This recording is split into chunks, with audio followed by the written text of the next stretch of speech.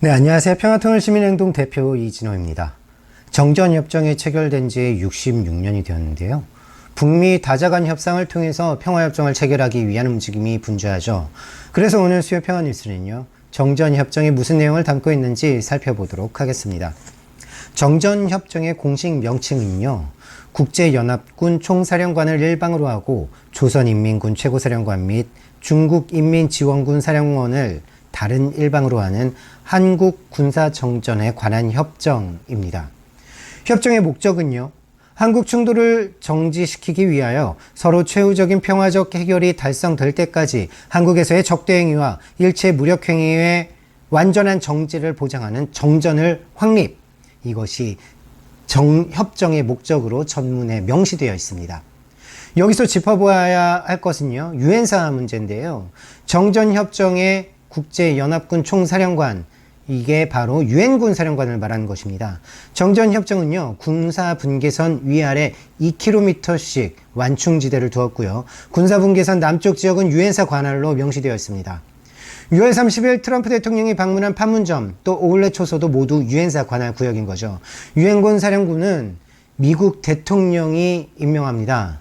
얼마 전 주한미군이 작성한 보고서 2019 전략 다이제스트 보고서, 여기에서 스루제폰이란 표현이 있었는데요. 유엔사는 위기 시 일본을 통해서 전력 투입과 지원 협력을 지속할 것이라고 번역했습니다.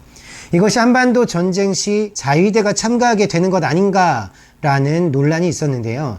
주한미군은 번역 오류라고 했고요. 한국 국방부는 유엔사는 한국전쟁 참전 국가만이 자격이 있으므로 일본은 참여할 수 없다고 밝혔습니다. 여러분, 여기서 문제점이 혹시 느껴지십니까? 작년 10월 말 한미 안보 연례 협의회에서도 유엔사 존속을 한미가 약속한 바 있는데요. 이번 국방부 발표에서도 유엔사는 전혀 해체할 생각이 없고 유지하겠다는 입장이 다시 한번 읽힙니다.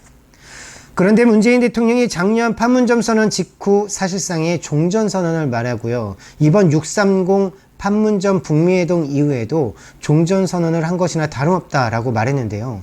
종전선언을 한다는 것, 한국전쟁 참전을 위해 만든 전쟁의 당사자 유엔군 사령부를 당연히 해체해야 한다는 것입니다. 유엔사는 유엔처럼 계속 있는 조직이 아니라 한국전쟁 때 만들어진 임시조직이니까요. 그렇다면 당연히 해체된 것이 마땅한데요. 문재인 대통령이 이야기하는 종전은 도대체 무엇인지 모르겠습니다. 네, 정전협정은 적대행위 중지와 무력증강 중단을 협정에 넣었습니다. 내용을 살펴보면 적대 쌍방사령관들은 육해공군의 모든 부대와 인원을 포함한 그들의 통제하에 있는 모든 무장 역량이 한국에 있어서의 일체 적대행위를 완전히 정지할 것을 명령하고 또 이를 보장한다.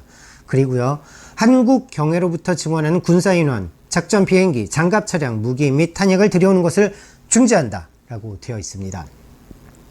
여러분, 이 내용 왠지 익숙하지 않으십니까? 작년 판문점 선언과 9.19 남북 군사 합의도 이 내용을 담고 있습니다. 또 북미 간 협상 내용도 서로에 대한 적대행위를 중지하고 안전담보를 할 것을 약속하고 협상을 하고 있는데요. 결국은 정전협정의 내용으로 돌아가는 것이죠. 그런데 한미연합 군사훈련은 한반도 유사시 미 본토와 괌, 그리고 일본에서 증원되어 오는 미군과 한국군이 작전 계획에 따라 훈련하는 것입니다. 한국 밖에서 군사력이 증원되어 들어오는 것을 중지한다고 정전협정에서 이야기했는데 이것 위반되는 것이죠. 또 괌에서 툭하면 날아왔던 미 전략 무기들, 항공모함, 핵 잠수함, 정전협정 위반입니다. 얼마 전에도 스텔스 기능을 가져서 전쟁이 나면 선봉부대가 되는 F-35A 또다시 실전 배치되었는데요. 문재인 정부는 삼축체계, 즉 킬체인 한국형 미사일 방어체계, 대량 응징 보복 구축을 위해 미국산 첨단 무기 배치를 늘리고 있습니다. 이것 또한 정전협정 위반입니다. 7월 26일 조선중앙통신은 이렇게 발표합니다.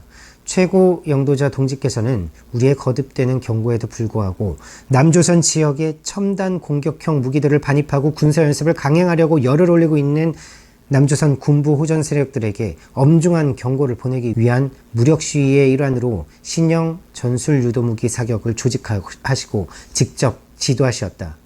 남조선 당국자들이 세상 사람들 앞에서는 평화의 악수를 연출하며 공동선언이나 합의서 같은 문건을 만지작거리고 또 뒤돌아 앉아서는 최신 공격형 무기 반입과 한미합동 군사연습 강행과 같은 이상한 짓을 하는 이중적 행태를 보이고 있다라고 밝혔습니다. 네, 문재인 대통령은 종전선언 참 자주 얘기하는데요. 작년에는 연내 종전선언을 한참 강조하고 또 이번에는 판문점 북미 정상회담을 보고 종전선언을 한 것과 같다고 이야기했죠. 정전협정을 끝내고 평화협정을 체결하자고 하면서도 정전협정 문서에 중지하자고 되어 있는 무기 반입 그리고 합동 군사훈련을 줄기차게 하고 있는 것 바로 문재인 정부의 모습입니다. 자, 정전선언의 말미엔 이런 내용이 있습니다. 한국 문제의 평화적 해결을 위해 쌍방 군사령관은 쌍방의 관계, 각국 정부의 정전협정이 조인되고 효력을 발생한 후 3개월 내에 각기 대표를 파견해서 쌍방의 한 급 높은 정치회의를 소집하고 한국으로부터의 모든 외국 군대의 철수 및 한국 문제의 평화적 해결 문제들을 협의할 것을 이에 건의한다. 3개월 이내에 하자고 했던 한반도 문제의 평화적 해결을 위한 정치회의 66년이 지나서 열리고 있습니다. 북미 두 정상이 정말 신기할 정도로 신뢰를 갖고 미국은 단계적 동시적 이행과 안전 담보를 이야기하고 있죠. 평화협정은 정전협정의 당사자 미국과 북한의 협상뿐만 아니라 중국, 러시아, 남한, 북한, 미국이 포함된 다자간 협상 테이블에서도 논의될 수밖에 없습니다. 전쟁과 대결을 위한 무기 증강, 한미동맹, 주한미군은 냉전 시대의 낡은 유물이죠. 이제 평화협정 체결로 평화의 새 시대를 열어야 합니다. 정전협정 66년을 끝내고 이제 평화협정을 체결해야 할 것입니다. 이상 수요평화뉴스였습니다. 감사합니다.